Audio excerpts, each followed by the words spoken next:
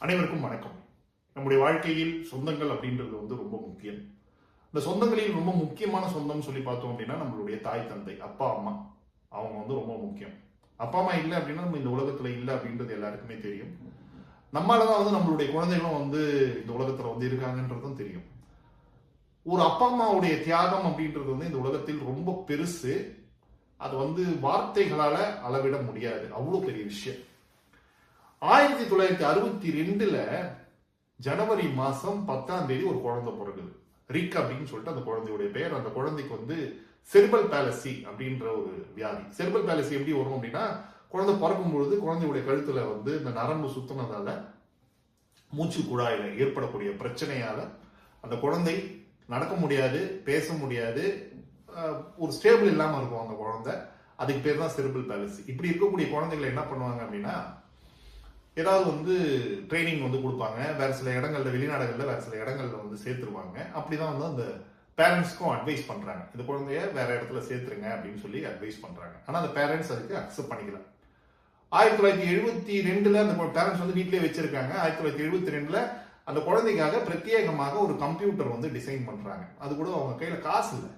ஒரு $5000 நிதி திரட்டி அந்த படத்தின் மூலமாக அந்த குழந்தைக்காக ஒரு 10 வருஷம் கழிச்சு ஒரு கம்ப்யூட்டர் டிசைன் பண்றாங்க ரிக்குக்காக. அந்த கம்ப்யூட்டர் என்ன அப்படின்னா, எண்ணங்களை பிரதிபலிக்கக்கூடிய ஒரு கம்ப்யூட்டர். அந்த குழந்தையுடைய எண்ணத்தை பிரதிபலிக்கும். அப்படி அந்த ரிக்ன்ற குழந்தை 15 வயசுல என்ன பண்றான் அப்படின்னா, ஒரு ஒரு எண்ணத்தை பிரதிபலிக்கிறான். என்ன எண்ணம்னா, எனக்கு மாதிரி மராத்தான்ல கலந்துக்கணும் அப்படின்னு சொல்லிட்டு. மராத்தான்ல கலந்துக்கிறதா? செரிபல் பாலசியால அஃபெக்ட் பண்ண ஒரு குழந்தை எப்படி மராத்தான்ல கலந்துக்க முடியும் அப்படின்னு சொல்லிட்டு எல்லாருமே யோசிச்சாங்க. ஆனா அவங்க அப்பா மட்டும் என்ன பண்ணாரு, என் பையனை மராத்தான்ல கலந்துக்க வைக்கணும் அப்படின்னு சொல்லிட்டு 1980 ஃபர்ஸ்ட் மராத்தான்ல அவனை கலந்துக்க வைக்கிறாரு.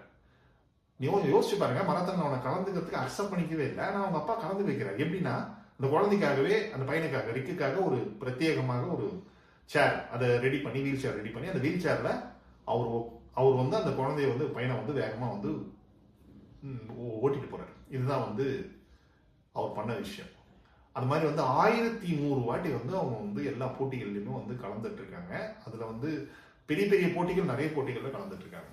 அதுல அயன்மேன் ட்ரைத்தலான் அப்படின்னு சொல்லிட்டு ஒரு போட்டி.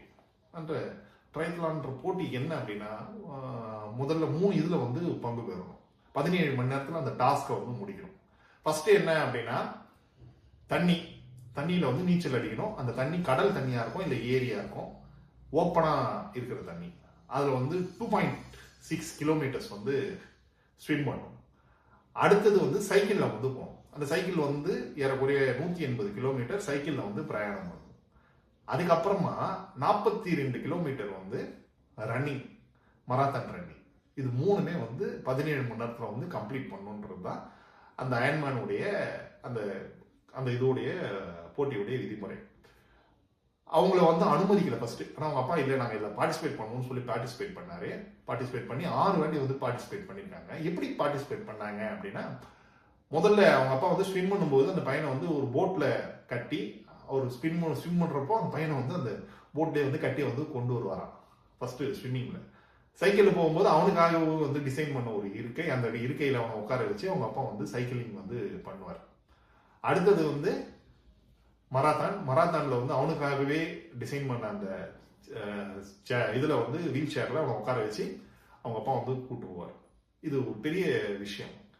இது அவங்க டீம் ஹயாத் அப்படின்னு சொல்லிட்டு ஒரு மிகப்பெரிய ஒரு விஷயத்தை அவங்க உருவாக்கி நிறைய பேருடைய வாழ்க்கையில இன்னைக்கு அவங்க ஒரு மறக்க முடியாத ஒரு நபர்களாக இருக்காங்க. நிறைய பேருக்கு இன்னைக்கு மாற்றுத்திறனாளி நிறைய பேருக்கு அவங்க ஒரு ஊக்கம் தரக்கூடிய ஒரு நபர்களாக இருக்காங்கன்றது ரொம்ப முக்கியமான விஷயம். அவங்க அப்பா ஒரு வாசகம் சொல்லியிருக்காரு. என்னுடைய பையனை நான் கூட்டு போறப்போ, அதாவது பந்தயத்துல கலந்து கொள்ள வைக்கும் போது, என்னுடைய உடம்பாக நான் அதை பார்க்கல, என் பையனுடைய உடம்பா தான் எனக்கு தோணுது. அப்படிதான் நான் ஒரு போட்டியுமே கம்ப்ளீட் பண்ணேன் அப்படின்னு சொல்லியிருக்காரு. எவ்வளவு பெரிய விஷயம் இல்லைங்க இது, எவ்வளவு பெரிய வார்த்தை, யோசிச்சு பாருங்க. அவர்கள் இன்னைக்கு கிடையாது. அவங்க அப்பா 80 வயசுல தவறிட்டாரு. அவங்க பையன் இன்னைக்கு 2023 காலமாயிட்டார். அவர்கள் இல்லை அப்படின்னாலும் இன்னைக்கு அவங்களுடைய பெயரை நம்ம சொல்றோம் அப்படின்னா, அவர்கள் இன்றைக்கு அவர்களுடைய செய்த ஒரு மிகப்பெரிய விஷயம்தான். நம்மளால எல்லாராலையுமே நிறைய விஷயங்களை வந்து செய்ய முடியும். அப்படி செய்யணும் அப்படின்னா ஏதாவது ஒரு சின்ன ஒரு சக்தி வந்து நமக்கு பின்னால வந்து இருக்கணும். இப்ப இந்த அப்பாவுக்கு பின்னால வந்து பாசம் அப்படின்ற தந்தை மகனுக்கு இருக்கக்கூடிய அந்த பாசம் அப்படின்ற ஒரு சக்தி இருந்ததால் தான் அந்த அப்பாவால் வந்து இது மாதிரி வந்து செய்ய முடிஞ்சது. அது மாதிரி நமக்குள்ள இருக்கக்கூடிய உண்மையான பவரை நம்ம வந்து வெளியே கொண்டு வரணும் அப்படின்னா ஒரு சில விஷயங்களை நம்ம வந்து உணரணும். முதல்ல நம்ம ஒரு விஷயத்தை உணர்வோம். நம்மளுடைய தந்தை, நம்மளுடைய மகன், இவங்க 2 பேர்கிட்டையும் நம்மளுடைய பாசத்தை சரியா வந்து கொடுப்போம். சரியான முறையில் அவர்களை பராமரிப்போம். மறுபடியும் சந்திப்போம். நன்றி, வணக்கம்.